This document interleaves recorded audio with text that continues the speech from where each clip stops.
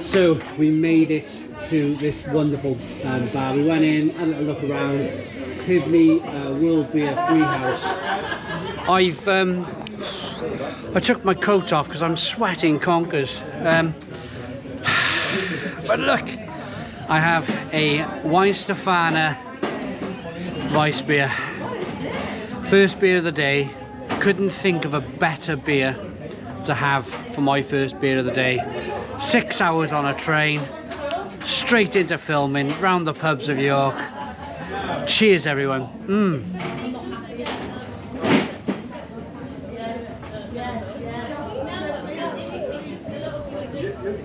Oh, stone the crows. Stone the crows. Absolutely need that. Oh. There we are. So I need to go back to the Bluebell at 4 o'clock. It's probably 20 to 4 now, so I need to get a 20-minute pint in. No. I've paid enough. And then we'll go and film the Bluebell, and then I might end up, I'm not sure, I might end up going back to the brew. I might after that go straight to the Hanley Tap, the Brew York place, where their brewery is, and we'll have a little wander around there and do stuff in there. Meet Lee, of course, run around the brewery, see their brewery, try some of their beer, and they've got a lovely Thai restaurant on the first floor, so we'll go and eat some Thai food as well. I'm going to finish this pint first though. Cheers, everyone. Right, we switched to the iPhone for this because the iPhone works really well in the dark, or in a darker place. This is the Bluebell. We have found John, and John is going to give us a bit of a talk around. Oh, sorry. I'm not getting rid of you. So this is it. This is the Bluebell. Quite a small pub, but everything inside here is absolutely listed. It's a listed bar. I'm gonna, hopefully, if I can, I'm gonna see people serving through hatches and whatnot. John, hello John, how are you doing? Hello there, how's it going? How are you doing? Let me shake your hand. How you doing? So, John, you're the owner of the Bluebell. Yes, I am. I know you got a lot of customers, so I'll be really quick with this. Tell me a little bit about the place. So the Bluebell was first built in 1600, so it's quite an old building, which brings with it an awful lot of interesting characteristics. The time it was turned into a pub was 1798, and when it was turned into a pub, the building was actually a warehouse. Right. And there was a lot of church bells. That was all rubbish. I'm going to start all that again. Let me get into it. Okay. While you do, I'll keep on showing it round. I think my. I think it might be that one there. I know. You can have a boat. Is that my pint there? Sorry. It is. It is. Definitely not mine. It is. I'm gonna have a little sip of my pint. Hang on. Let's see.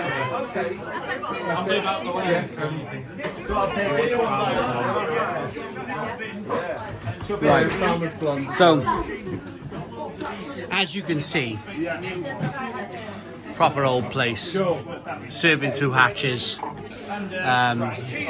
What's really interesting about this pub is the fact that curtains out the back, they're literally serving through the back of a curtain, which I think is absolutely fantastic.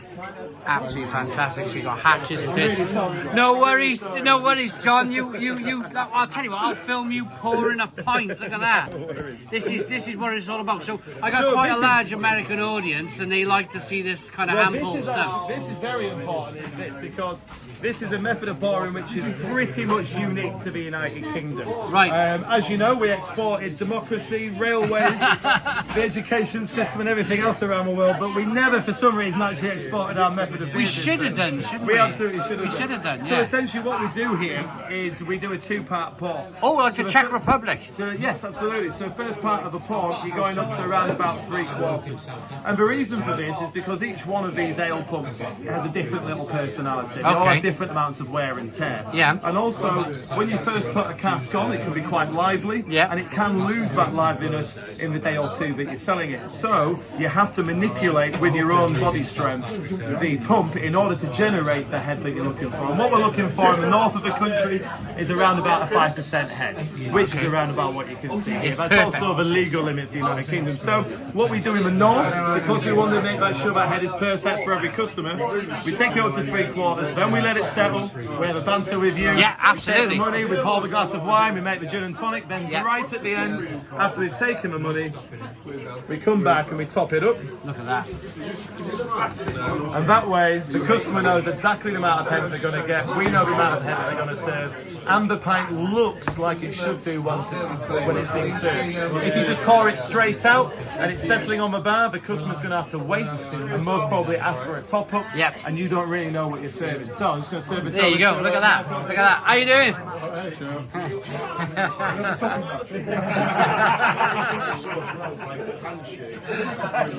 It is fabulous. It is a fabulous pub. Do you mind being on camera?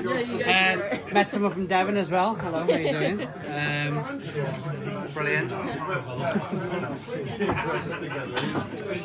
Yes, so everything in here is listed. So everything in this building is listed. As I was saying earlier on. Right, so the three important dates are 1600, that's when the building was built. Yep. And then 1798 is when it was turned into a pub. Okay. Now, just before it was turned into a pub, it was a warehouse. And that warehouse was storing an awful lot of bells from church towers, which were undergoing renovation in York at the time. Now, these bells were made out of gunmetal, which is a very cheap form of metal. Yeah. And so all these bells were blue. So they actually turned the warehouse into a pub. It was full of blue bells, and so they named the pub the Blue Bell. So we're one of the only pubs around that has kept its original name throughout its entire time here. And we're named after the bell, not the flower, which an awful lot of pubs are named after. Right, of course, yes. And so 1903 is the third date. So built in 1600, turned into a pub in 1798. But the last time a pub was decorated was 1903. So really? 121 years ago. 120. It's amazing. You just did it last week. So all of the varnish that you can see was put on here in 1903. These tables, Empress tables, if you go down onto the steelwork, you'll see the bust of Queen Victoria just below the... Yep. So these are called Empress tables. These were bought by the pub in 1903. Wow. These spirit barrels up here, they were bought by the pub in 1903. They're one of two sets in the world, hand painted. Wow. The varnish for the bar, the windows, the flooring, the benches that everyone has sat on in here, they were made in here in 1903. Wow. And it took 2 men 9.5 hours to make them. Now, the reason that I know all of this is because I've written a book about the history of the Blue Bell. It's called The History of the Blue Bell.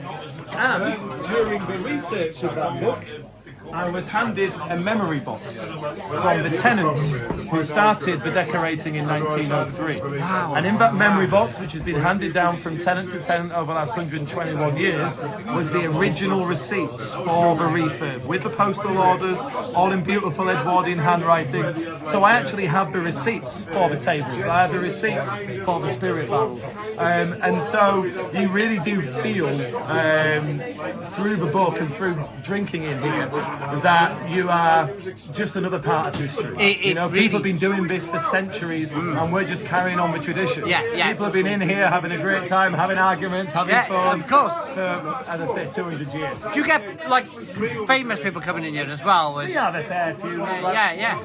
When they visit York, they like to come in, but one of the reasons is that we're not sort of. We're not all that modern when it comes to social media and all that sort of stuff. And if a celebrity comes in and gets a photo with me, it's never going to be going online. In fact, I did do it once with Al Murray, the pub landlord, but he's a pub landlord, so that was allowed. We actually have a couple of local celebrities. I'm not even going to tell you who they are because I don't want people pestering them. Very, very famous Hollywood actors, been in some big franchises. They drink in here, they drink in the back room. Everyone knows them as Bill and Bob, and they just leave them to their own devices. Normal people. The whole part of the Blue Bell is I love that. Normal people. As being a YouTuber, I really appreciate that. I really appreciate that. I'm going to have a little walk around. I'm going to grab my pint and have a little walk around there. Is there anything at the back to talk about? So much. Have you got 2 minutes? Absolutely. Right. Let's go. Let's go. So let's make our way. Thank you. Sorry. Thank you very much. Thank you. Cheers. Right. Wow, what a really interesting. What a really interesting. So this is this bar hat I was just talking about. I really like that. Very cool. So toilets down there. Does this place have a beer garden? Do you know? No, it doesn't. Right. Okay.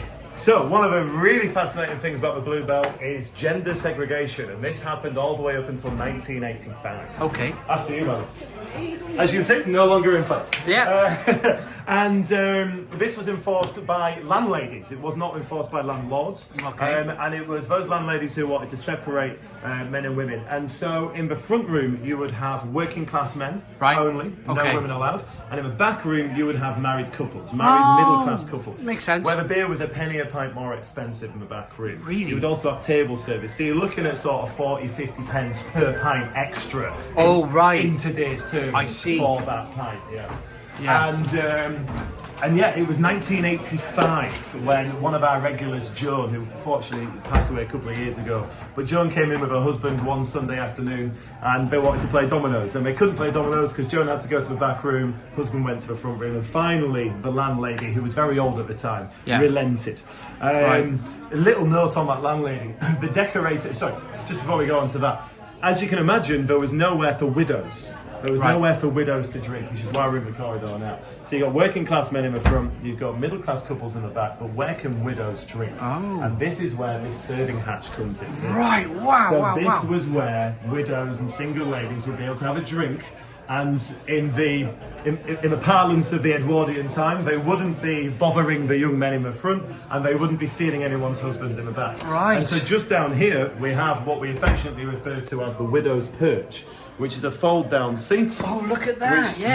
Which does fold all the way down. Yeah, you can see. And this is where widows would sit and be able to have a drink in the sort of off-sales corridor here. Yeah. Wow! So again, it's just a little unbelievable little history. nod to the past. Yeah. Absolutely. And so just about the tenants. In 1903, when the pub was refurbed and last decorated, the tenants were a couple called George and Annie Robinson. They were a young couple, very excited to get their first pub lease, and they decorated it and they kept the receipts. They had a baby girl called Edith later on in that year, December 1903. Now, George and Annie are the reason why the pub still looks the same today, because they were here for so long. Right. So George and Annie ran the pub together through the 1900s, through World War I, through the 20s, through the 30s, through World War II. Yeah. They had their golden wedding anniversary here in 1947, and then George passed away a year later in 1948. Wow, okay. When that happened, Annie became the landlady. She'd been here from 1903, remember? Yeah. And Annie carried on running the pub on her own from 1948 right the way through the 50s until she died in 1963. Wow. So she's the longest serving landlady that the pub's ever had, and one of the longest serving landladies in the country. 60 straight years at the pub. Now in 1963 there was no one to give the lease to apart from that little baby girl Edith, who was born here in December 1903. So at 60 years old, Edith, later known as Mrs. Pinder, became the landlady. Right. And she would not have anything changed because it was the only memory she had of her parents. So she then kept the pub exactly the same, and she was here from 1963, right the way through the 60s, through the 70s, through the 80s, and she finally passed away in 1992. Wow. After 89 years at the Blue Belt. Wow. And so that, what we refer to that as the Robinson dynasty, that is the reason why the decor still hasn't changed to this day. Okay. Because time and time again, you had to honour your ancestors. Since Mrs. Pinder, there's only been three tenants, and I'm the third. Right. And obviously every one of us still has her presence looming large over the bar. My older regulars were younger guys when she was an old lady. Oh, so they remember her? Oh, absolutely. They were here helping her out because when she was sort of 75, 80 years old, she wasn't too nimble, so they did the cellar work for her, they did the cleaning for her. One of my regulars, Dale, was a former tax inspector. He did her accounts for her, and it was very much a community effort towards the end of her life. Fantastic. But yeah, that Robinson dynasty is why the pub still looks the same today. So the follow-on question then is when was the year, or when was the time where, like, there was a recognition of the importance of the interior, and then it was listed. Yeah. When did that happen? 1958, I think. 1958? Yes, yeah, so it was whilst Mrs. Pinder was still here. Right. It was whilst Annie was still here as well. So it then got listed. It got listed as a Grade 2 building. Since then, it's been upgraded to a Grade 2 star building. So about 95% of all the listed buildings are Grade 2. Yeah. 4% are Grade 2 star, and 1% your St Paul's, your York Minster, they're in the Grade 1 category. So we're in a special little niche here, where you have to get planning permission to change anything internally or externally. Like new obviously light we never fitting would. or anything. Yeah, It's amazing, amazing. And we never would. So, No, absolutely. We It's did fascinating. have a moment a few years ago where someone was moving a stool and they smashed some of the Edwardian light frames, lampshades, and we moved heaven and earth. We were going to antiques fairs just to get the same ones back again, because it's really important to keep the pub exactly as it is. Yeah, fantastic. Can we have a one? Absolutely, yeah. So this is the back room. Up until 1903, the rooms were actually reversed. So it's a very strange thing. This door leading up to the toilets was the original front door. That was the front door to the pub in 1902. Really? Yeah. What? So that was the back lane? There wasn't even a door there. No, the door was put on in 1903 by George and Annie. So the entire pub was moved around. As a result, we're one of the only pubs in the world which has its cellar drop at the back of a pub.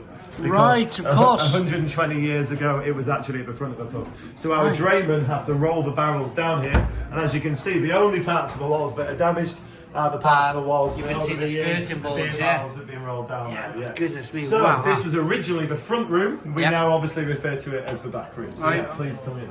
Look at this now. I love this. Absolutely love this. So I think this is where we sat in August. I came with Lee from Brew York. Yeah. I think we may have sat in the corner or somewhere in here. But wow, what a fantastic! And obviously, there's some modern day signs, the Hobgoblin stuff. We put some promotional signs up. But apart from that, all the pictures on the walls and these painted mirrors here, I also have the receipts for those from 1903. They were hung there in 1903, with the notable exception of one of these photos. Now, George Robinson was a keen amateur sportsman. Yep. And he set up an amateur football team in the early 1910s. 1911 he set up a football team. Played a couple of seasons, and he very proudly hung the photo of the first ever York amateur team up in the pub, and it's still here to this day. Oh, look at that! Yeah. Unfortunately, as you can see, it's the 1911-1912 team. A couple of years later, nearly all of those young lads went off to World War I.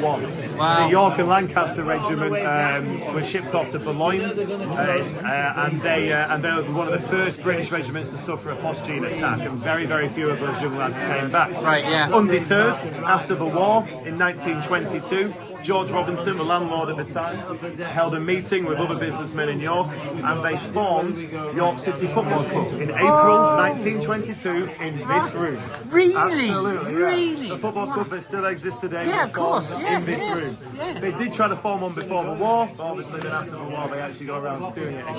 Yeah. So the pub is steeped in history. I always joke that it's unfortunate that York City was formed in here. If Real Madrid had been formed in here, I'd be making a load of money from the tourism.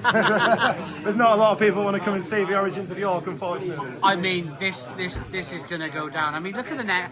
The net curtains, are they like from? They're like really old. That window there was the original front window to the pub, and it went out onto the street. There's a Now sense to it, yeah. It's enclosed and it's now the storeroom and all that sort of Right. So the entire structure of the pub has moved around. Yeah.